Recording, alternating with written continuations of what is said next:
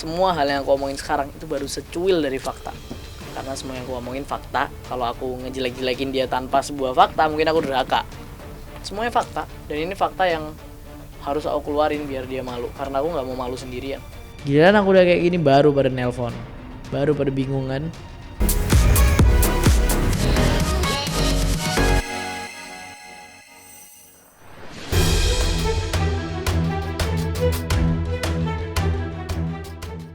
Baim cilik ultimatum ayahnya jika tak segera menghubunginya, ia akan membuka rahasia besar lainnya yang akan membuat sang ayah dideportasi.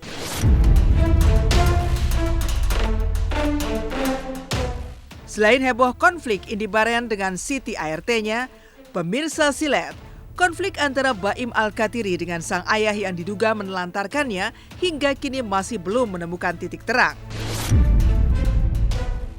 Geram karena sampai detik ini masih belum ada itikat baik, akhirnya mantan artis cilik itu bahkan sampai melayangkan ultimatum tantangan kepada Halil Fuad Alkatiri. Tak main-main, Baim bahkan mengancam akan membongkar rahasia ayahnya yang imbasnya bahkan bisa membuat sang ayah dideportasi dari Australia, negara tempat saat ini dikabarkan menetap. Secara tegas, Baim menyebut bahwa ia tidak berharap semua uangnya yang diperkirakan mencapai 32 miliar rupiah dikembalikan. Namun, Baim hanya meminta pertanggungjawaban ayahnya sebagai orang tua terkait biaya sekolahnya dan kebutuhan hidup selama ini. Kita nggak tahu. Minta maaf. Iya, namanya balik bawa duit minta maaf nih. Minta maaf dong orang kalau nggak ada duitnya. Iyalah. Iyalah. Gila. Sekolah aja berapa puluh juta, Om. Sekolahnya 30 berapa juta gitu sekolah gitu. Itu kan tanggung jawabnya dia dong. Aku nggak minta duitku yang lain nih. Kalau yang lain aku tau nggak bakal mampu nih dia ganti. Aku minta duit sekolah aku aja deh 30 sekian juta, 40 sekian juta, lupa deh. Tanggung jawab Anda sebagai Tanggung jawab Anda sebagai ayah. Kalian tuh gak tahu aku bilangin apa aja. Semua hal yang aku omongin sekarang itu baru secuil dari fakta. Karena semua yang aku omongin fakta. Kalau aku ngejelek-jelekin dia tanpa sebuah fakta, mungkin aku durhaka. Semuanya fakta, dan ini fakta yang harus aku keluarin biar dia malu. Karena aku gak mau malu sendirian. Giliran aku udah kayak gini baru pada nelpon, baru pada bingungan. Dan gitu takut ayahmu dideportasi, bodoh amat jadi deportasi atau enggak. Karena dia udah di Australia kan ayahku sekarang. Mau kayak gimana pun ayahku tuh salah. Mau kayak gimana pun ayahku tuh salah. Kalau duitnya hilang kan yang mempertanggungjawabkan duit itu masih hidup. Selama dia masih hidup aku bakal tetap ngejar dia. Selama dia masih hidup aku bakal tetap ngejar dia.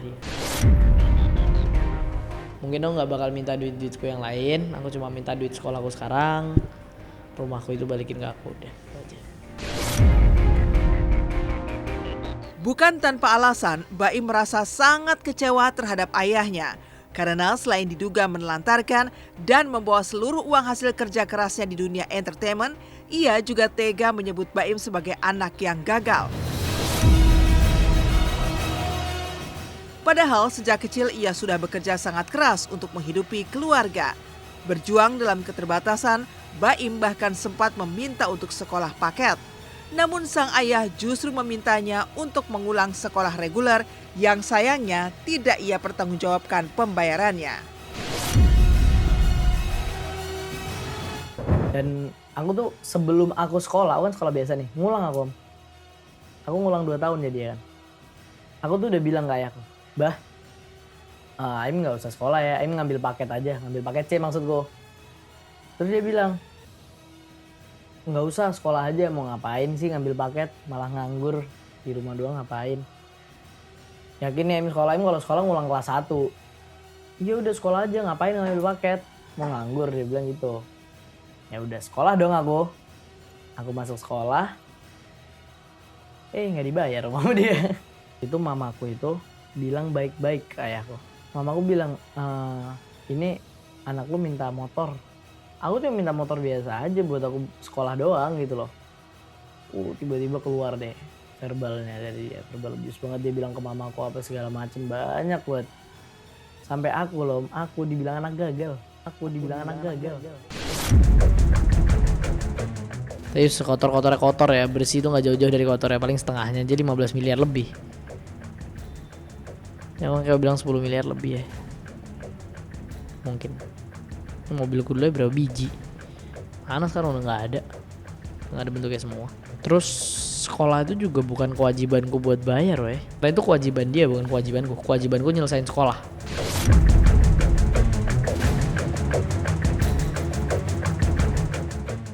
Yang lebih mirisnya lagi, Baim sempat meminta bantuan keluarga besar ayahnya, namun sama sekali tidak mendapatkan hasil. Setelah dirinya kini buka suara di media sosial, ia bahkan diminta untuk berhenti sehingga sang ayah yang kini berada di Australia tidak dideportasi.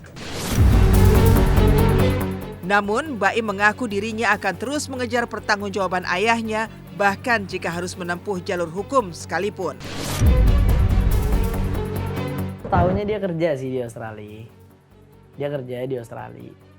Tapi pertanyaanku, kerjanya buat siapa? Karena aku nggak ada tuh nerima duit dari dia sampai sekarang. Sama aja kayak keluarganya ayahku juga gitu. Ketika aku seneng ada kan mereka buat aku tuh, ready semua nih mereka buat aku. Ketika aku susah nggak ada tuh yang muncul. Temennya dia di sana atau gimana aku nggak tahu ya. Yang jelas dia di Australia, aku tahu dia kerja. Tapi aku nggak tahu kerja dia buat siapa, karena aku nggak ada nerima duitnya dan nggak ada nerima komunikasi dari dia sama sekali. Tapi tetap aja selama dia nggak ngehubungin aku, selama nggak ada bentuk pertanggungjawaban dia ke aku bakal tetap buka mulut.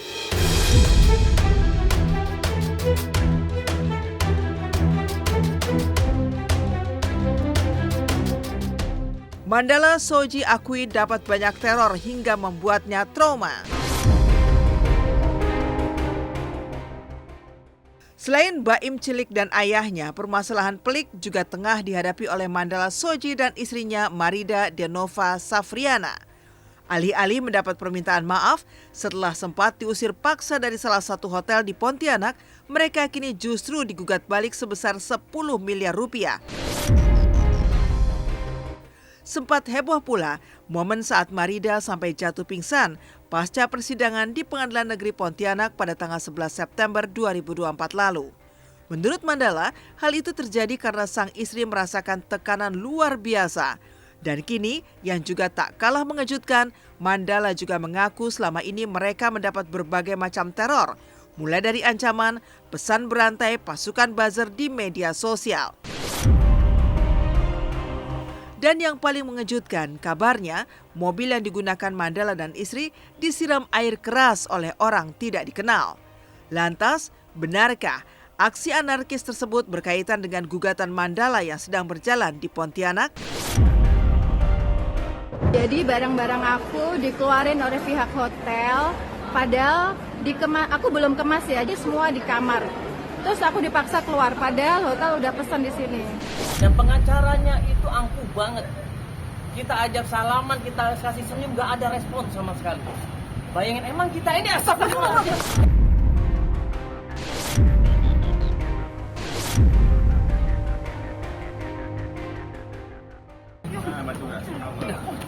Ini benar-benar pihak hotel, coba lihat apa ya, lihat. Kita itu datang jauh-jauh. Kita tuh diserang buzzer, tapi polanya buzzer ketahuan gitu aja sih. Jadi polanya buzzer dia akan menyerang panitia. Padahal bukti jelas panitia udah tekenin ke hotel jangan dikeluarin. Tapi buzzer bisa akan menyerang panitia karena itu udah pasti settingan penyuruh buzzer. Intimidasinya kuat banget. Iya, ini Gak cuma ke mereka, ke aku aja intimidasinya kuat. Ada,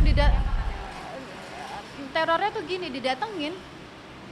Dia pihak A gitu pihak ini akan mendatangi kamu gitu.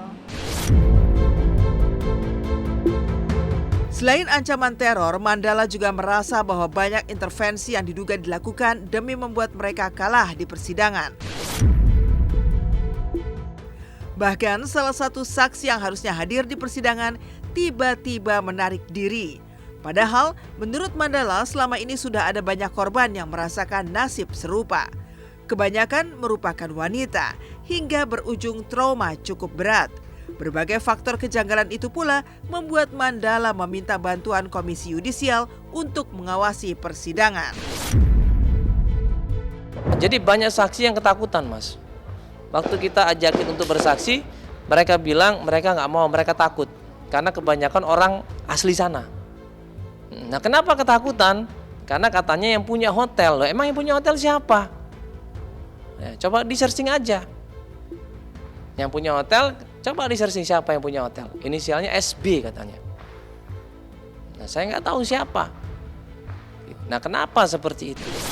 Dan Komisi Yudisial tolong pantau pengadilan kami, karena kami ini hanya rakyat biasa. Kami tidak pernah berniat untuk berbuat jahat sama hotel ini, tapi hotel inilah yang sudah mengusir kami.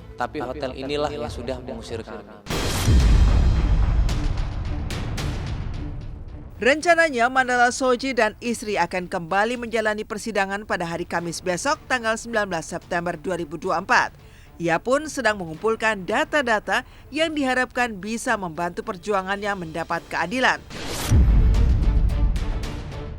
Mandala mengaku bahwa dirinya sangat kecewa dan menyayangkan sikap hotel yang seolah tidak mau mengakui kesalahan.